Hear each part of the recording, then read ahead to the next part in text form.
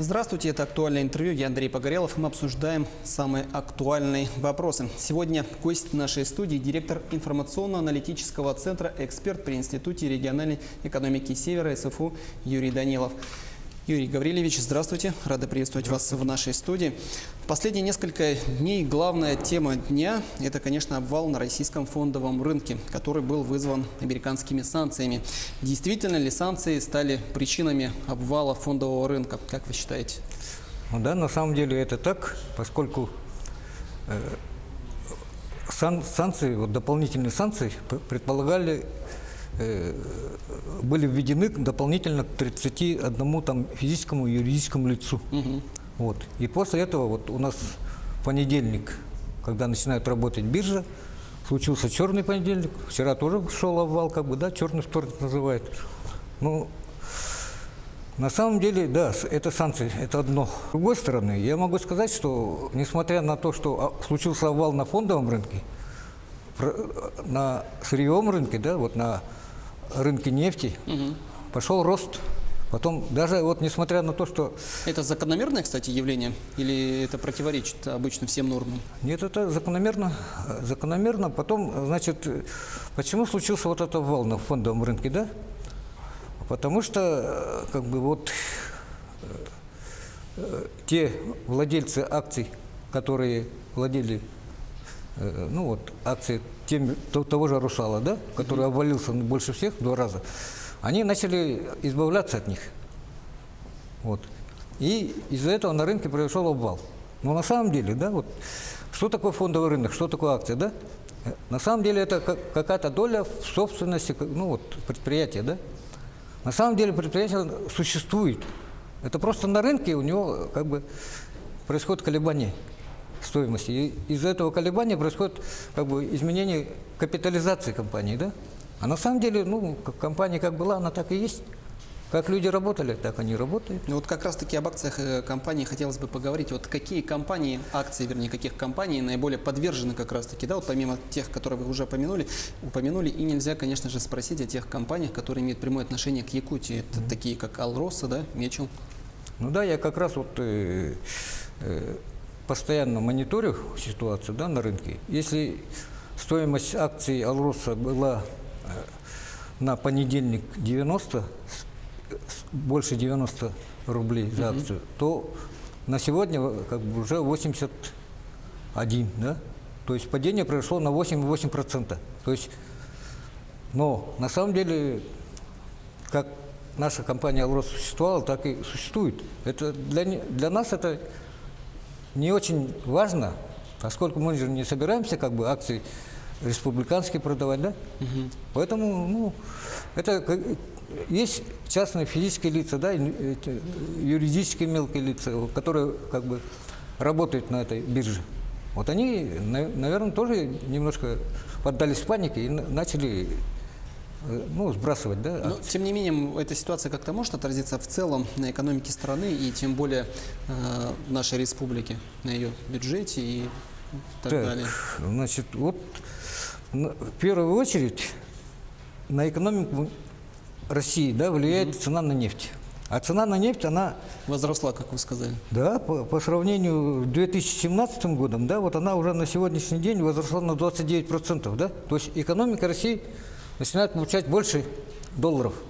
Так, теперь у нас экономика республики, поскольку она экспортоориентирована, она зависит от курса доллара. То есть, если в 2016 году, курс доллара среднегодовой был 67 рублей, то в прошлом году 58,32. То есть снижение произошло на 13%. Это сказалось на бюджете и вообще и на той же компании «Алроса», поскольку они реализуют свои алмазное сырье за доллары.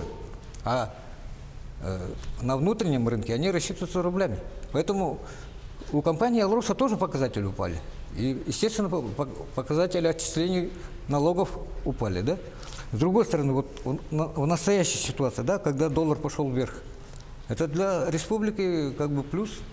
Это, республика получит дополнительные доходы. Тогда для паники нет никаких предпосылок и оснований? Ну, я это называю так, богатые тоже платят, да, ну, 16 миллиардов долларов потеряли вот крупные олигархи, да, ну, типа Дерипаска там и так далее, да, вот они потеряли за понедельник 16 миллиардов долларов, то есть вот их акции, которыми они владели, они упали на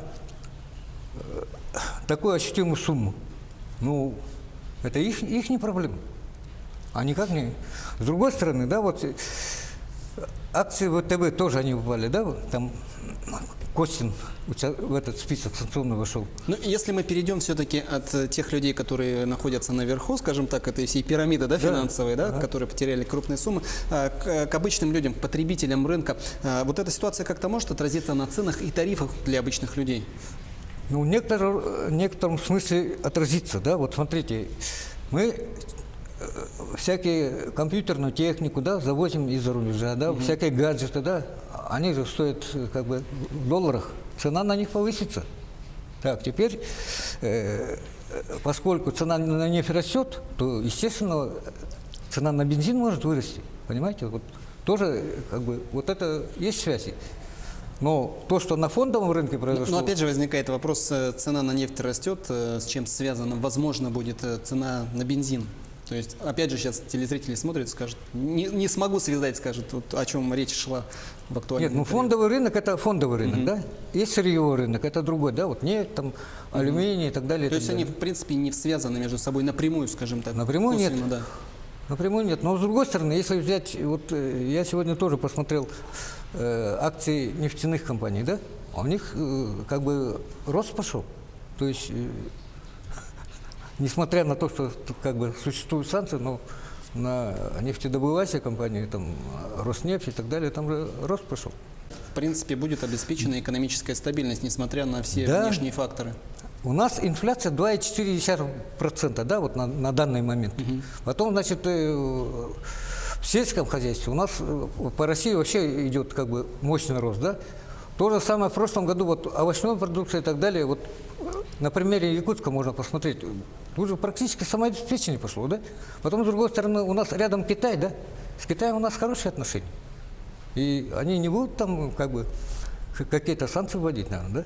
Юрий Гаврилович, ну, сейчас можно как-то прогнозировать примерные сроки, когда падение на фондовом рынке прекратится? Оно уже как бы вот со второй половины вчерашнего дня на ММВБ, да, уже начал происходить отток, да, отскок, да, то есть начинает происходить стабилизация. Ну, РТС там продолжал падать. И потом вот на месте вот инвестиционных компаний, инвесторов, да, я бы советовал, наоборот, вложиться в акции этих компаний, которые упали. То есть можно за счет того, что потом они вырастут, получить прибыль. Ну, вот различные аналитики прогнозируют, что доллар остановится приблизительно на отметке 61 рубль. Вы согласны вообще с этим? Или, не дай бог, вдруг повторится ситуация 2014 года, 1998 года? В 2014 году Центробанк провел неправильную политику. Да? Вот у нас какая была ситуация? Центробанк резко увеличил ключевую ставку до 17%. Да? И после этого у нас доллар подскочил сразу до 80, евро до 100. Вот. А не надо было вот эту ключевую ставку трогать. У нас сейчас ключевая ставка составляет 7,25%. Да? То есть экономика у нас стабильна. Международные резервы 460 почти миллиардов долларов, да? Вот. Поэтому нам бояться сильно нечего. Ну, вот эту ситуацию, кстати, вроде бы, насколько известно, прогнозировали и специалисты, да, о том, что будет падение на фондовом рынке, и тем не менее не наблюдалось, скажем так, продажи рублей, то есть люди не побежали в обменные фонды. Конечно. Вот что бы вы сейчас посоветовали тем людям, у которых есть иностранная валюта, вот что с ней делать все-таки? Не надо никуда бежать. У населения нету так много долларов, да? С другой стороны, можно поехать в туристическое путешествие, да? Там же расчеты идут в долларах. И я не думаю, что у обычных людей там такие большие суммы в долларах. Не надо поддаваться панике, там, продавать там, и так далее. То есть правило фондового рынка, да, вот основное. Покупать нужно тогда, когда падает, да? И продавать, когда растет. Но с другой стороны, сейчас как бы Не опасно ли это? То есть со стороны-то кажется, что это опасно Не, ну, выглядит. это не должно быть рассчитано на короткое время, да? То есть нужно предположить, что вот у нас экономика в нормальном состоянии, поэтому не надо бежать там покупать доллары, да? Вот сейчас ажиотаж пошел, да? Когда растет, нельзя покупать.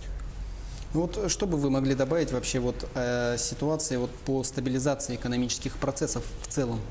У нас в России экономика действительно, вот Владимир Владимирович правильно сказал, что у нас в стабильном состоянии. Но с другой стороны, у населения низкая покупательная способность, потому что большая часть населения сидит на кредитах. То есть кредит на кабала. То есть то, что он зарабатывает, он тратит на выплату процентов. И у меня было предложение вот, провести в России вот, подобно вот, налоговой амнистии, амнистии капиталов, да, провести кредитную амнистию. Вот тогда у населения появятся деньги, и покупательная способность вырастет. Появится спрос, да, на товары. А вот иные факторы какие-то могут повлиять на сложившуюся ситуацию? Может быть, усугубить ее, например? Или наоборот, помочь выходу?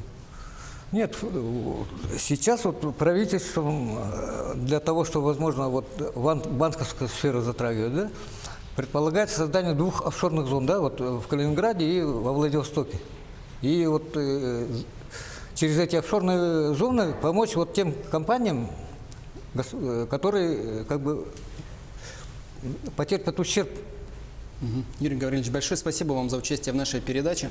Я напоминаю, у нас в гостях был директор информационного аналитического центра, эксперт при Институте региональной экономики Севера СФФУ Юрий Данилов. Оставайтесь на нашем канале и будьте в курсе всех событий.